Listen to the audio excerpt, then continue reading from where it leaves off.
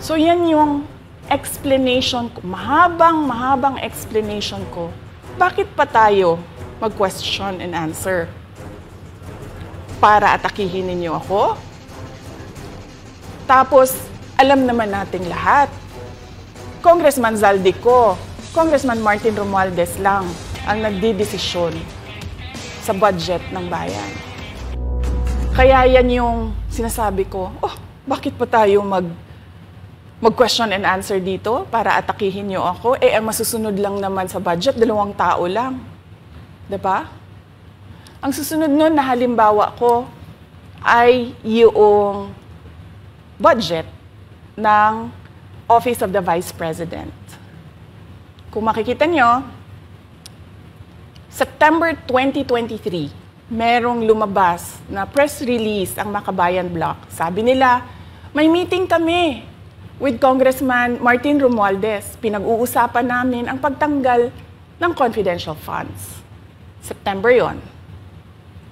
Pagkatapos nun, nagkwento sa akin ng isang congressman. Sabi niya, lumapit daw sa kanya si Congressman Ko at sinabihan siya na tatanggalin namin ang confidential funds ni Inday Sara. Hindi ba siya magagalit? Ang sagot naman sa kanya nung kaibigan ko na congressman, alam mo, si Inday Sara, walang pakialam sa pera yan.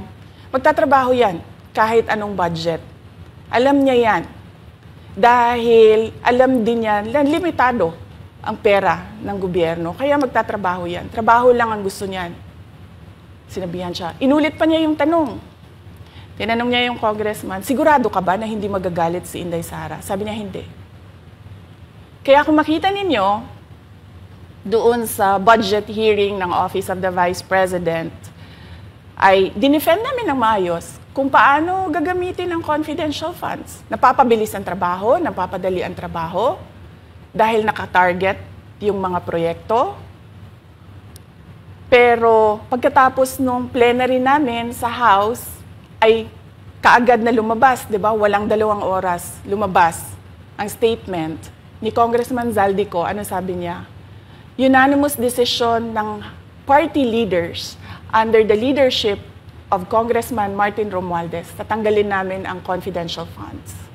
At para hindi halata na inaatake nila ako, tinanggalan din nila yung mga iba pang mga departments ng kanilang confidential funds. So nakikita nyo, bumulong ang Makabayan Bloc kay Martin Romualdez. At dahil sa kagustuhan ni Martin Romualdez na hindi siya atakihin, at dahil sa gusto niyang suportahan ang Makabayan at ang NPA, nakinig siya. At ang ginawa niya, tanggalin yung budget. Alam na nila kung anong gagawin nila bago pa kami pumunta sa plenary ng House. Hindi ko alam yon. Kasi nasabihan na lang ako nung kaibigan kong congressman pagkatapos na. Nung nakita ko na nagsabi si Zaldico, tanggalin niya ang confidential funds ng Office of the Vice President. So doon ko na lang naintindihan na aatake sila gamit ang confidential funds. Dahil sumunod nun, October, ay merong dated na October na audit memorandum ang Commission on Audit. Tapos meron silang October 3 na audit memorandum ang Commission on Audit. So sunod-sunod yun, nakita mo. Naglabas ng press release ang Makabayan, nag-defend kami ng budget namin, nagsalita si Zaldico, lumabas ang mga AOM ng COA, September, October. Kaya yan din yung rason. Nung nakita na namin at na-confirm namin doon sa audit memorandum ng COA na ito na yon, confirmation ng pag-atake. Kasi hindi pa kami confirm doon sa unang tanggalin namin yung confidential funds sa OVP.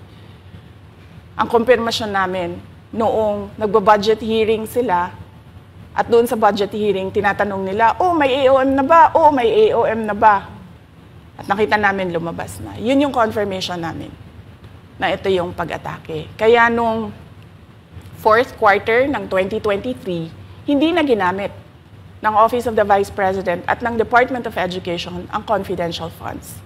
Kasi sabi ko sa kanila, kahit gaanong tamang gamit natin dyan, gagawan nila ng mali yan.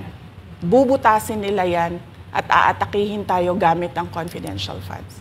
At ang patutuon nito, kung makita ninyo, noong House hearing, noong August 27, 90% ng mga tanong, confidential funds. Kahit na 2024 at 2025, wala ng confidential funds ang Office of the Vice President. So yan yung explanation ko, mahabang explanation ko, bakit pa tayo mag-question and answer? Para atakihin ninyo ako? Tapos, alam naman nating lahat, Congressman Zaldico, Congressman Martin Romualdez lang ang nagdidesisyon sa budget ng bayan.